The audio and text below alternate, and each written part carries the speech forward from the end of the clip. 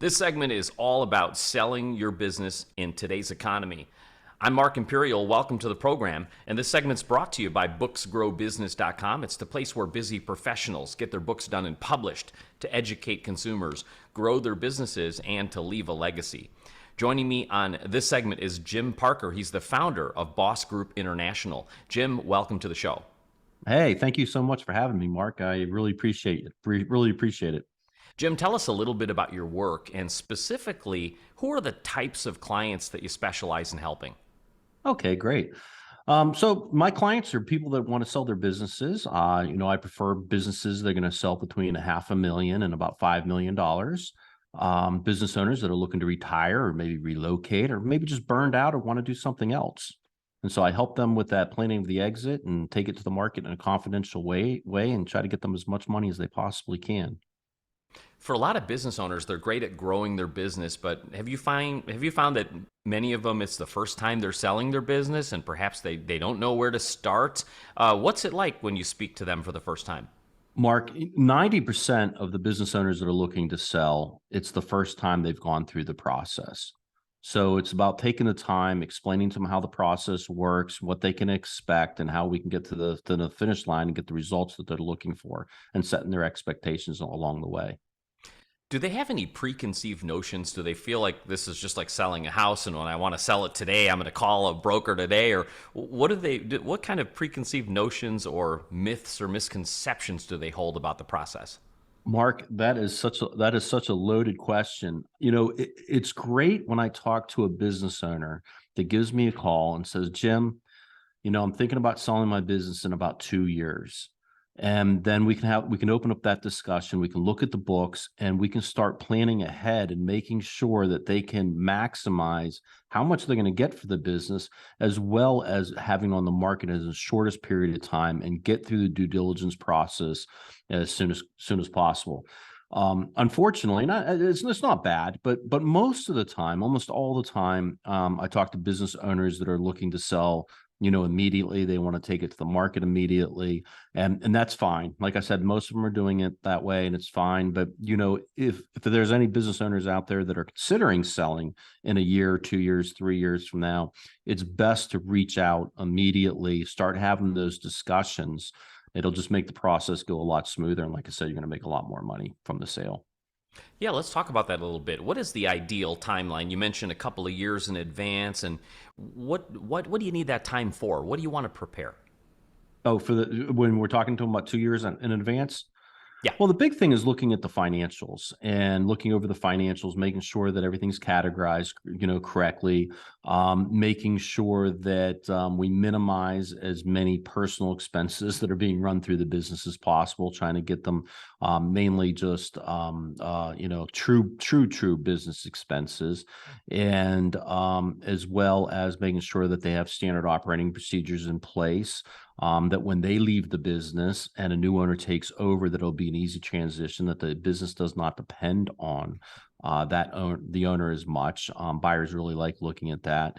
And just making sure all the way around that everything is in order. The I's are dotted, the T's are crossed. And there's a lot to that. It's a depth conversation, and it's nice when we first talk and with a new owner.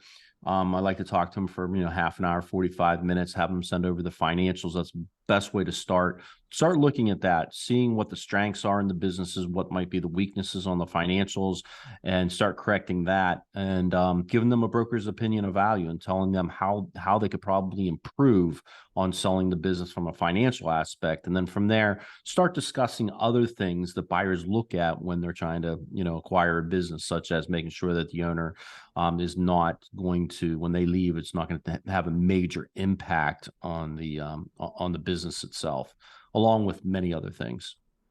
I've seen a statistic that as high as 80% of businesses that go on the market end up being unsold. Are there some big, like, common pitfalls or mistakes that people are making that make these businesses go unsellable?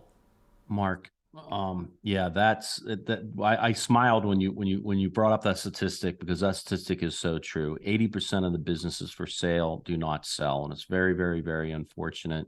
Um, A big part of that is the price that you put on the business. A lot of business owners think that their business is worth more than it really is. Unfortunately, I hate to say that to you business owners out there that are thinking about selling your business.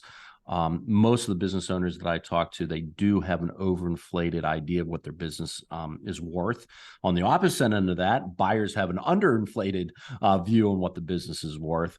But that's the biggest thing, is talking to the owner and making sure they can set those expectations. And that's one of the reasons why they should be reaching out to a business broker, a couple years in advance, so that if they're looking to hit a certain number for retirement, for whatever else it might be, that they know what that number needs to be as far as gross sales and the bottom line, what we call discretionary earnings. Other reasons why the businesses have trouble, selling is the financial records are not in good order. And you really got to make sure that the financial records are in order. You got to make sure that you have basic systems in place. You don't have to, go overboard with the systems, as a small business owner, but you got to make sure that you have systems in place and things, tied up. Jim, what inspired you to get into this field and help business owners sell their businesses? How did you get started? How did I get started? I had my own business. This was back in, I started in the early 90s, and it was a wedding business. We did wedding photography, videography, and tuxedos. And we had 3 offices, one in Orlando, one in Hawaii, and one in Las Vegas. We had grown that to almost 2.5 million in sales, which was a considerable amount back in those days. And my first sale actually was, I was leaving Las Vegas, and I sold our Las Vegas office to a fellow competitor. And that was actually the first sale that I did. And I just really enjoyed it. I loved it. Unfortunately, we lost that business due to September 11th, which is a long story. But from there, I wanted to become a real estate agent and sell houses. And not that I really wanted to sell houses, but I had 2 young kids at the time, and had a wife, and I had just lost my business. I was looking for a way to make some income for the family. I did not care to go into a field that I majored in college, and so I thought residential real estate would be best suited. And in there, they started talking about business brokerage for about 2 minutes. In the real estate course, which is a 72-hour course, they talked about it for 2 minutes, and I was sold. And I've loved it ever since then. I love small businesses. I love the mentality of small business owners. I love the mentality that buyers have. And I've just really, really enjoyed this industry over the last almost 25 years now. That's a terrific story. And coincidentally, Jim, I came from the wedding industry too, and I wrote the book, The Ultimate Wedding Reception. Wow, really? Yeah, my company was a DJ entertainment company doing weddings and bar mitzvahs and corporate events. So I thought that was really cool. I smiled when you said you came from the wedding industry. Oh, that's funny. That's great. So, Jim, before I ask you my last question, in regards to selling a business in today's economy and environment, is there anything I didn't think to ask you that you feel is important to share with business owners that are considering selling today? Yeah. I got to say, I've been doing this a while, like I said, and I've seen some really great markets. I've seen some good markets. I've seen bad markets, horrible markets. I've never in my almost 25 years have seen a market that is as strong and as great as it is right now. It has slowed down, I think, a little bit in the last few months, but I would say the last year and a half, it has been really, really strong. I think that anybody out there that's listening that is considering selling their business, this is the time to do it. It just seems like everything is hitting a perfect crosswind right now. SBA financing is pretty aggressive. You only need 10% down.